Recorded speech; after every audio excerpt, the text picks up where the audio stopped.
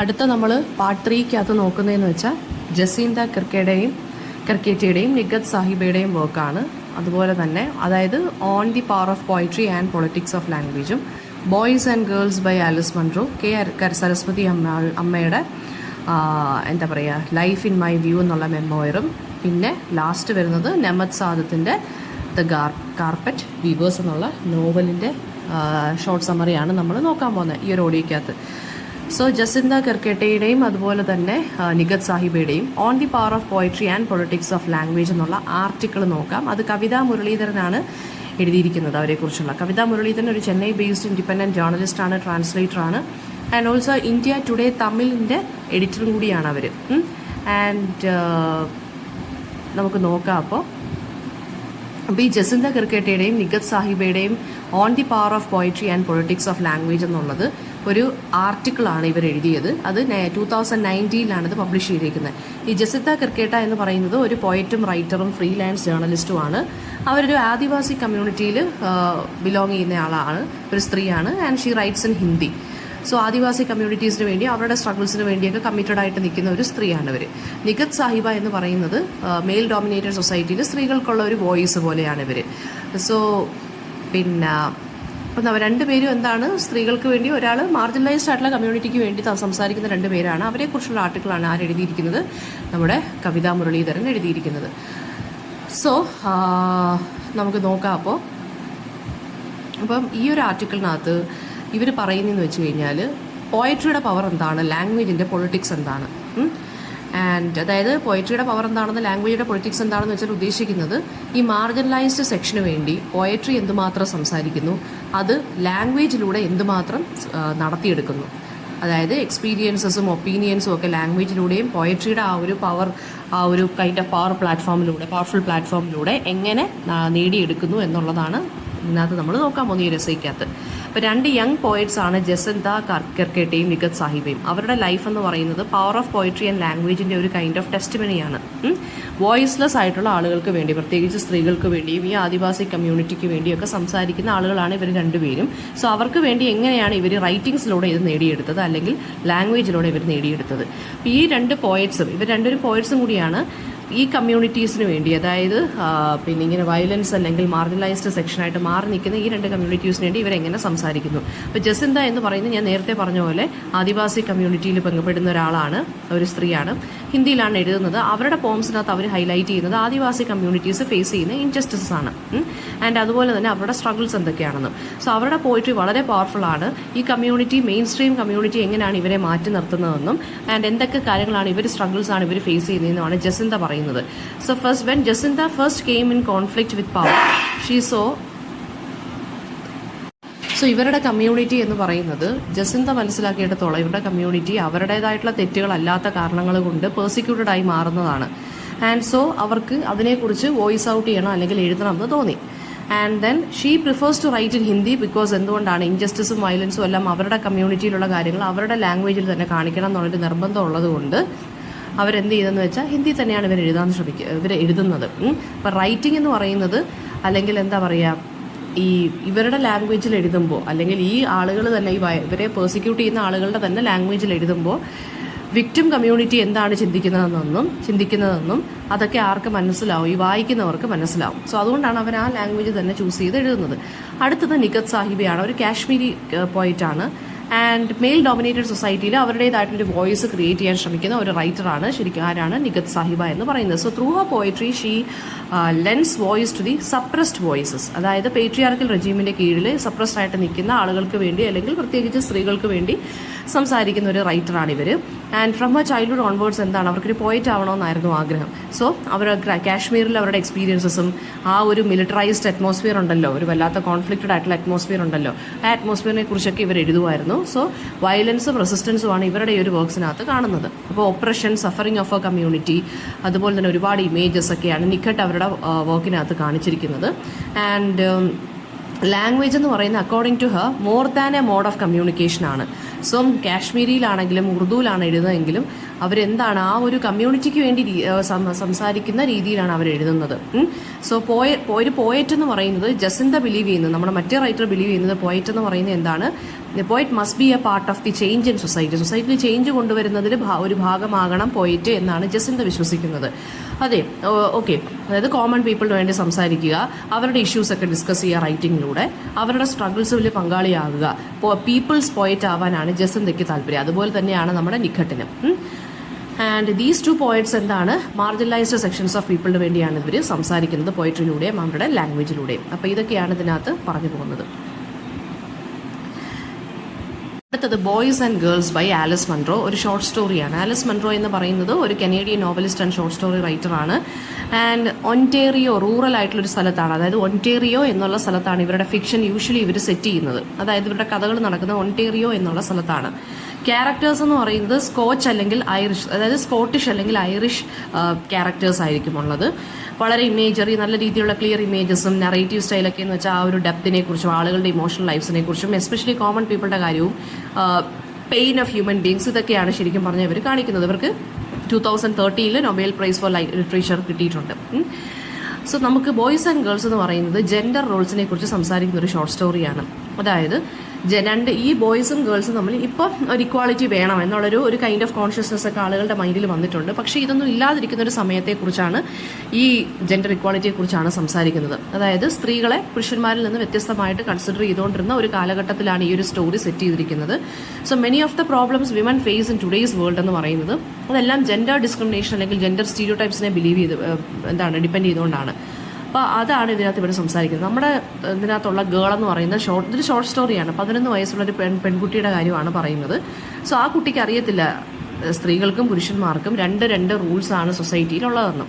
അപ്പോൾ ആ കുട്ടി വുമൺഹുഡിലോട്ട് ട്രാൻസിഷൻ ചെയ്യുവാണ്.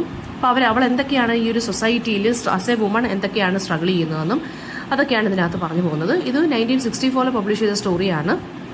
ആൻഡ് ഇവരുടെ 1968 കളക്ഷനകത്തും ഇത് ഈ ഒരു സ്റ്റോറി വന്നിട്ടുണ്ട്. ഇതൊരു കമ്മിങ് ഓഫ് ഏജ് സ്റ്റോറിയാണ്. കമ്മിങ് ഓഫ് ഏജ് സ്റ്റോറി എന്ന് പറയുന്നത് ഒരു കൊച്ചുകുട്ടി ചൈൽഡിൽ നിന്ന് അഡൾട്ടിലോട്ട് മാറുന്ന ആ ഒരു ട്രാൻസിഷൻ പീരീഡ് അല്ലെങ്കിൽ ആ ഒരു ട്രാൻസിഷൻ, ഇയേഴ്സ് ഓഫ് ട്രാൻസിഷൻ, അതാണ് കാണിക്കുന്നത്. അതുകൊണ്ട് ഇതിനെ കമ്മിങ് ഓഫ് ഏജ് എന്നാണ് പറയുന്നത്.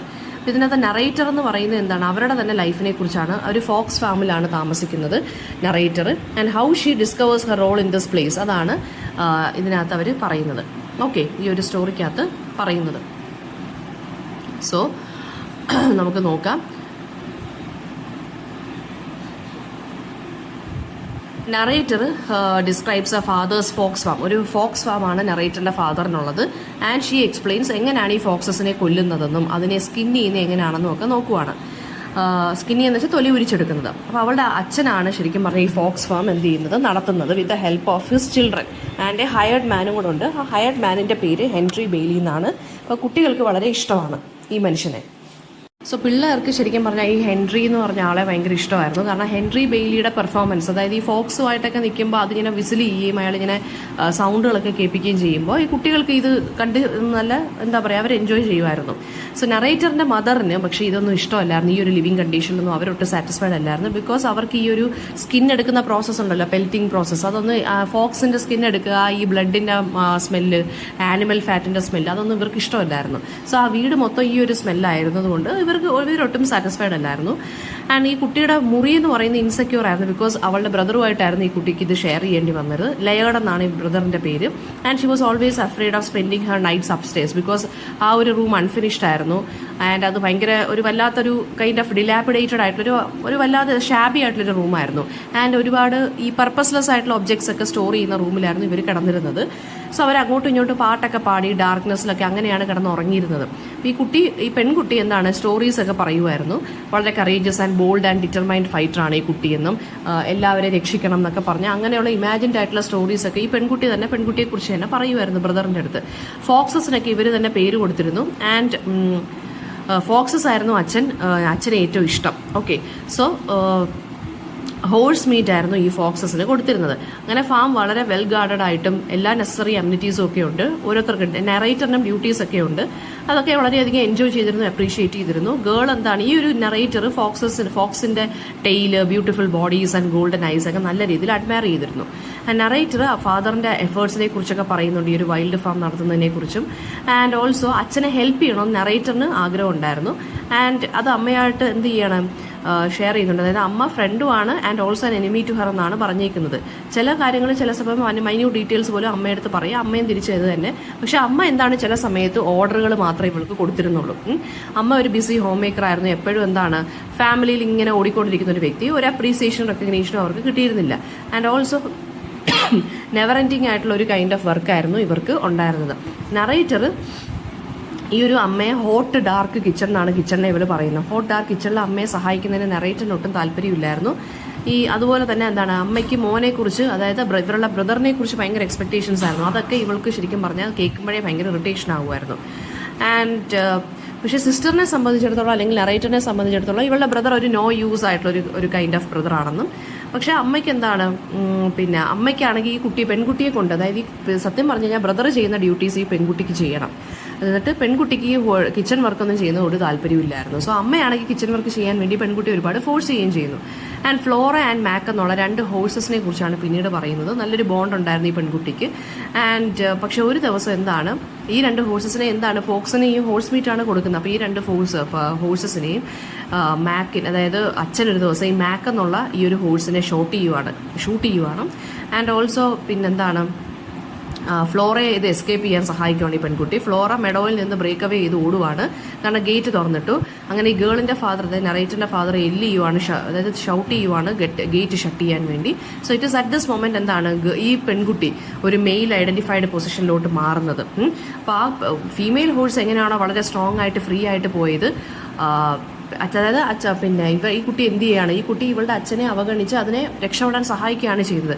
പക്ഷേ ഹോഴ്സിനെ റീക്യാപ്ചർ ചെയ്യുന്ന ഫ്രീഡം എന്ന് പറയുന്ന ഒരു ഇല്യൂഷനാണെന്ന് ഈ പെൺകുട്ടിക്ക് അറിയാം. For the first time in her life എന്താണ് ആ കുട്ടി അച്ഛനെ ഡിസൊബേ ചെയ്തിരിക്കുകയാണ്. അപ്പോൾ അവ എന്തെന്നില്ലാത്ത ഒരു കൈൻഡ് ഓഫ് കറേജ് അല്ലെങ്കിൽ ഒരു ഡിറ്റർമിനേഷൻ, ഒരു കൈൻഡ് ഓഫ് ബ്രേവ് ആയിട്ടൊരു ആറ്റിറ്റ്യൂഡ് ഈ കുട്ടിയുടെ മനസ്സിൽ വരുവാണ്.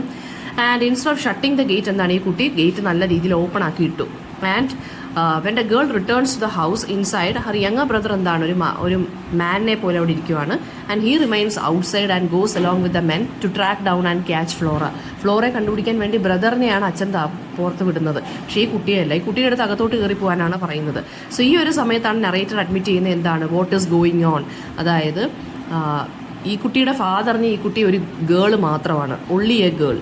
So she has become A girl ആയതുകൊണ്ട് ഈ കുട്ടിയെ ഗേൾ ആയിട്ട് തന്നെയാണ് കൺസിഡർ ചെയ്യുന്നത്. പക്ഷേ ബ്രദറിനെ ഒരു മാൻ ആയിട്ടാണ് കൺസിഡർ ചെയ്തേക്കുന്നത്. ഇതാണ് ഇതിൻ്റെ ഒരു സ്റ്റോറി എന്ന് പറയുന്നത്. പിന്നെ തീംസ് എന്ന് പറയുമ്പം കുറച്ച് ഡീറ്റെയിൽ ആയിട്ട് ഞാൻ എൻ്റെ ഓഡിയോ സെപ്പറേറ്റ് ആയിട്ട് പറഞ്ഞിട്ടുണ്ട് ഈ ഒരു സ്റ്റോറിയെക്കുറിച്ച്. തീം എന്ന് പറയുമ്പോൾ ആ ഒരു ജെൻഡർ ഡിസ്ക്രിമിനേഷനാണ് ഇതിനകത്ത് വരുന്നത്. വരുന്നതെന്ന് വെച്ചാൽ കെ സരസ്വതി അമ്മയുടെ ലൈഫ് ഇൻ മൈ വ്യൂ എന്നുള്ള മെമ്മോയറാണ്. And it was translated by Jayadevika. K Saraswati Amma എന്ന് പറയുന്ന ഒരു എന്താ പറയുക റിജിഡ് ആയിട്ടുള്ള ജെൻഡർ നോംസിനെതിരെ എഴുതിയിരുന്ന ഒരു റൈറ്ററും കൂടിയാണ് ആര് നമ്മുടെ കെ സരസ്വതി അമ്മ. ആൻഡ് അവരുടെ ഫസ്റ്റ് ഷോർട്ട് സ്റ്റോറി സീതാഭവനം എന്ന് പറയുന്ന മാതൃഭൂമി വീക്ക്ലിയിൽ ഇവർ പബ്ലിഷ് ചെയ്തു 1938. പിന്നെ നെഗ്ലക്റ്റഡ് വുമനെ കുറിച്ച് ഡൗൺ ട്രോഡൻ ആയിട്ടുള്ള ആളുകളെ കുറിച്ചൊക്കെ ഇവർ സംസാരിക്കുന്നതായിരുന്നു. ഐ മീൻ റൈറ്റ് ചെയ്യുന്നതാണ് ഇവരുടെ ഒരു ഇതെന്ന് പറയുന്നത്. ആൻഡ് രമണി എന്ന് പറഞ്ഞവരൊരു പോം എഴുതിയിട്ടുണ്ട്. രമണൻ എന്നുള്ള പോയത്തിന്, ചങ്ങമ്പുഴയുടെ രമണൻ എന്നുള്ള പോയത്തിന് ബദലായിട്ട് ഇവർ രമണി എന്നുള്ളൊരു പോം എഴുതിയിട്ടുണ്ട്. ആൻഡ് സ്പെഷ്യൽ അപ്പോൾ ഈ മെമ്മോയറിനകത്ത്, അതായത് മെമ്മോയർ എന്ന് വെച്ച് കഴിഞ്ഞാൽ എന്താണ് അവരുടെ ലൈഫിൽ സംഭവിച്ച ബയോഗ്രഫി പോലെയല്ല, അവരുടെ ലൈഫിൽ സംഭവിച്ച കുറച്ച് ഇൻസിഡൻസിനെ കമ്പൈൽ ചെയ്ത് ബുക്കാക്കുന്നതാണ് മെമ്മോയർ എന്ന് പറയുന്നത്. So memoir life in my view എന്ന് പറഞ്ഞ കെ സരസ്വതി അമ്മ അവരുടെ ലൈഫിനെ കുറിച്ച് ഇൻ ജനറൽ പറഞ്ഞേക്കുവാണ്. ഒരു ഓർത്തഡോക്സ് സൊസൈറ്റിയിൽ ജീവിച്ച ഒരു സ്ത്രീയുടെ ലൈഫ് എങ്ങനെയാണ്, അവരുടെ ഒബ്സർവേഷൻ ഓഫ് ലൈഫ് എന്താണെന്നും. ആൻഡ് ലൈഫ് എന്ന് പറയുന്ന അവരെ സംബന്ധിച്ചിടത്തോളം it is shaped by unique sensations and ഇൻഡിവിജ്വലിൻ്റെ ടെൻഡൻസീസ് അനുസരിച്ചാണ് നമ്മുടെ ലൈഫ് പോകുന്നത്. ഡിഫറെൻറ്റ് മൊമെന്റ്സിൽ ലൈഫ് ഡിഫറെൻ്റ് ആയിട്ടുള്ള ഒരു അപ്പിയറൻസസ് ആയിരിക്കും നമുക്ക് തരുന്നത്. സംടൈംസ് എന്താ വളരെ സെലിബ്രേറ്റഡ് ആയിരിക്കും, സംടൈംസ് ഒരു ഡെസേർട്ടിനെ പോലെ എംപ്റ്റിനെസ് ഫീൽ ചെയ്യും നമുക്ക്, സംടൈംസ് ഒരു ഗാർഡനെ പോലുള്ള അട്രാക്റ്റീവ്നെസ് നമുക്ക് ലൈഫിൽ തോന്നും, സംടൈംസ് എന്താണ് ഒരു ക്രിമേഷൻ ഗ്രൗണ്ടിൻ്റെ ഹൊറർ പോലെ ആയിരിക്കും നമ്മുടെ ലൈഫ്. സോ അതൊരു പെർട്ടിക്കുലർ ഡെഫിനിഷൻ ഒരിക്കലും നമുക്ക് ലൈഫിന് കൊടുക്കാൻ സാധിക്കില്ല എന്നാണ് പറയുന്നത്. ഓക്കെ, സോ ഒരുപാട് ബ്രേക്ക് എടുത്തിട്ട് അവർ എഴുതുകയാണ് ഈ ഒരു മെമ്മോയറിനകത്ത് അവരുടെ റൈറ്റിങ്ങിൽ നിന്ന്. അപ്പം ഒരു സ്ത്രീയുടെ ലൈഫ് എന്താണ് ഓർത്തഡോക്സ് സൊസൈറ്റിയിൽ, ഇതിനെക്കുറിച്ചൊക്കെയാണ് പറയുന്നത് ഇവർ. സംടൈംസ് ലൈഫ് എന്ന് പറയുന്ന ഒരു സ്ട്രീമിനെ പോലെ വളരെ പ്ലസന്റ് ആയിരിക്കും, പക്ഷെ നെക്സ്റ്റ് ടൈം എന്താണ് ഒരു ഓഷനെ പോലെ അത് റോർ ചെയ്യാൻ ശ്രമിക്കും. അപ്പോൾ ലൈഫ് എന്ന് പറയുന്ന അൺസർട്ടനിറ്റിയാണ്. അപ്പോൾ ഈ ലൈഫ് എന്ന് വെച്ചാൽ എന്താണ്, പ്രൈമർലി ഒരു സ്ട്രഗിൾ ആണെന്നാണ് പറയുന്നത്.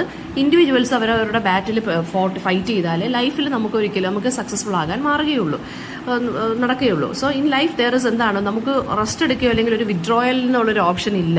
നമ്മൾ എങ്ങനെയെങ്കിലും അത് ജീവിച്ച് തീർത്തേ പറ്റൂ. ഒരു അൺപ്രഡിക്റ്റബിലിറ്റിയാണ് നമ്മുടെ ലൈഫിനുള്ളത്. സോ അൺപ്രഡിക്റ്റബിൾ ആയതുകൊണ്ട് നമ്മൾ എപ്പോഴും കോൺസ്റ്റന്റ്ലി നമ്മൾ ലൈഫിൽ വിജിലൻ്റ് ആയിട്ട് തന്നെ നോക്കുക. മൊമെന്റ്സ് ഓഫ് പീസ് കാണും, പക്ഷെ കുറച്ച് കഴിയുമ്പോൾ മൊമെന്റ്സ് ഓഫ് വാർ ആയിരിക്കും ഉള്ളത്. സർപ്രൈസ് അറ്റാക്സ് വരും അല്ലേ, നമ്മൾ പ്രതീക്ഷിക്കാത്ത സ്ഥലത്തു നിന്നൊക്കെ സർപ്രൈസ് ആയിട്ടുള്ള കുറേ കാര്യങ്ങൾ നമുക്ക് ഇതാവാം, ഗുഡ് ആൻഡ് ബാഡ് ആവാം. ആൻഡ് ഒരു ആളിൽ മാത്രം നമ്മൾ ഷെൽട്ടർ നോക്കരുത് എന്നിവർ പറയുന്നുണ്ട്. ആൻഡ് അത് മാത്രമല്ല, ഒരാളുടെ ഇന്നർ ബാറ്റിൽ, അതപ്പം ഒരാളിൽ മാത്രം ചുറ്റിക്കറങ്ങിയാണ് നമ്മുടെ ലോകം എന്നുള്ളത് ലോകം എന്നാണെന്നുണ്ടെങ്കിൽ അത് നമ്മുടെ മൈൻഡിൽ തന്നെ ഇന്ന സ്ട്രഗിൾസിനെ കൂട്ടത്തേ ഉള്ളൂ. സരസ്വതി അമ്മ പറയുന്നതെന്ന് വെച്ച് കഴിഞ്ഞാൽ സ്ട്രഗിൾ ഇന്നവിറ്റബിൾ ആണ് ലൈഫിൽ അല്ലേ. അപ്പോൾ ഈ സ്ട്രഗിൾ നമ്മൾ ഒറ്റയ്ക്ക് ഫൈറ്റ് ചെയ്താലേ നമുക്ക് നമ്മളെ തന്നെ പ്രൊട്ടക്ട് ചെയ്യാൻ പറ്റത്തുള്ളൂ, അല്ലെങ്കിൽ ഡിഫീറ്റിനെയൊക്കെ നമുക്ക് നേരിടാൻ പറ്റത്തുള്ളൂ. ആൻഡ് ലൈഫ് എന്ന് പറയുന്നത് എന്താണ്, ചൈൽഡ്ഹുഡ് പീരീഡിലും അഡോളസൻ പീരീഡിലും ലൈഫ് ഡിഫറൻ്റ് ആയിട്ടാണ് പാസ് ചെയ്യുന്നത്. ചൈൽഡ്ഹുഡ് പീരീഡിൽ നമുക്ക് ടൈമിൻ്റെ വാല്യൂ ഒന്നും അറിയത്തില്ല. അഡോളസൻസ് പീരീഡിൽ എന്താണ്, നമ്മൾ ഈ യൂണിവേഴ്സിനെ കുറിച്ച് കുറച്ച് സർപ്രൈസിങ് ആയിട്ടുള്ള കാര്യങ്ങളൊക്കെ നമ്മൾ മനസ്സിലാക്കുന്ന സമയമാണ്. ആൻഡ് ഈ ഒരു ഹാപ്പിനെസ് ഒക്കെ ആണെന്നുണ്ടെങ്കിൽ, ഈ ഒരു സർപ്രൈസ് എലമെൻ്റൊക്കെ കുറച്ച് കഴിയുമ്പോഴത്തേക്ക് നമ്മൾ അഡൾട്ട് ആകുമ്പോൾ ഗ്രാജുവലി അതൊക്കെ ഡിസപ്പിയർ ആവുകയാണ്. പിന്നെ നമ്മൾ ഫിസിക്കൽ, മെൻ്റൽ, മെറ്റീരിയൽ, സ്പിരിച്വൽ ലെവലിൽ സ്ട്രഗിൾ ചെയ്തുകൊണ്ടിരിക്കുകയാണ് അഡൾട്ട് ലൈഫിൽ അല്ലേ. സോ നമ്മൾ എത്രമാത്രം ഉയർന്ന് പറക്കുന്നു അത്രയധികം സ്ട്രഗിൾസ് നമ്മൾ ഫേസ് ചെയ്യേണ്ടി വരും. പക്ഷെ നമ്മൾ എന്താണ്, ഒരു ഇപ്പം നമ്മളിപ്പോൾ ഒരു ട്രൂത്ത് അല്ലെങ്കിൽ ഫോൾസ് ഒരു സിറ്റുവേഷനിലോട്ട് നമ്മൾ തന്നെ പോവുകയാണ്, റൈറ്റ് അല്ലെങ്കിൽ റോങ്. അപ്പോൾ ആ ഒരു ഇപ്പോൾ ട്രൂത്തും ഫോൾസും അല്ലെങ്കിൽ റൈറ്റും റോങ്ങും തമ്മിലൊരു തിൻ ഫീബിൾ ലൈനേ ഉള്ളതാണ് ലൈഫിലുള്ളതാണ് ആര് പറയുന്നത്, സരസ്വതി അമ്മ പറയുന്നത്. സോ ബ്രെയിനും ഹാർട്ടും തമ്മിലൊരു കോൺസ്റ്റന്റ് സ്ട്രഗിൾ കാണാം, അതായത് റീസണും മൊറാലിറ്റിയും തമ്മിൽ. ഇൻ ദ എൻഡ് എന്താണ്, നമ്മൾ ഹാപ്പി ആൻഡ് ഇഗ്നോറൻ്റ് ആയിട്ടിരിക്കും, അല്ലെങ്കിൽ എന്താണ് നമ്മൾ അൺസിവിലൈസ്ഡ് ആയിട്ട് അല്ലെങ്കിൽ ബാർബേറിയൻ ആയിട്ട് ഇരിക്കും. So in midst of all this എന്താണ് ഹ്യൂമർ, നമ്മുടെ ലൈഫിലെന്ന് പറയുന്നത് എന്താണ്, നമ്മൾ ലൈഫിൽ അപ്പ് ആൻഡ് ഡൗൺസ് കാണും. പക്ഷേ നമ്മളതെല്ലാം എന്ത് ചെയ്യണം, വിത്ത്സ്റ്റാൻഡ് ചെയ്ത് കോൺസ്റ്റൻ്റ് ആയിട്ട് വിജിലൻ്റ് ആയിട്ട് എന്നിട്ട് വേണം ലൈഫ് നമ്മൾ കണ്ടിന്യൂ ചെയ്ത് പോകാൻ. ലൈഫിനകത്ത് സ്ട്രഗിൾസ് കാണും, പക്ഷേ സ്ട്രഗിൾസ് ആരും ഡിസയർ ചെയ്യുന്നതായിരിക്കത്തില്ല. പക്ഷേ ലൈഫിൽ സ്ട്രഗിൾസ് ഉണ്ടെന്ന് വെച്ച് കഴിഞ്ഞാൽ അതിൻ്റെ മീനിങ് എന്താണ്, we are moving forward in life എന്നാണ് അതിൻ്റെ മീനിങ്. പക്ഷേ ഒരു സ്റ്റാഗ്നൻ്റ് ആയിട്ടുള്ളൊരു ലൈഫാണ്, യാതൊരുവിധ ഗ്രോത്തും ഇല്ലാത്ത ലൈഫാണെങ്കിൽ അത് എന്തായിട്ട് മാറും, ഒരു വർത്ത്ലെസ് ലൈഫ് എന്നേ പറയാൻ പറ്റത്തുള്ളൂ. ആൻഡ് ആസ് ഹ്യൂമൻ ബീയിങ്സ് എന്താണ്, നമ്മളൊരു റാറ്റ് റേസിലാണ്.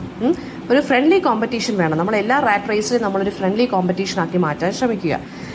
ആൻഡ് പീസ്ഫുൾ ആയിട്ട് എൻജോയബിൾ ആയിട്ടും എന്തൊക്കെ സ്ട്രഗിൾ വന്നാലും ലൈഫിനെ കുറച്ചും കൂടി പീസ്ഫുൾ ആൻഡ് എൻജോയബിൾ ആയിട്ടുള്ള ഒരു പോയിന്റ് ഓഫ് വ്യൂയിലൂടെ കാണുക.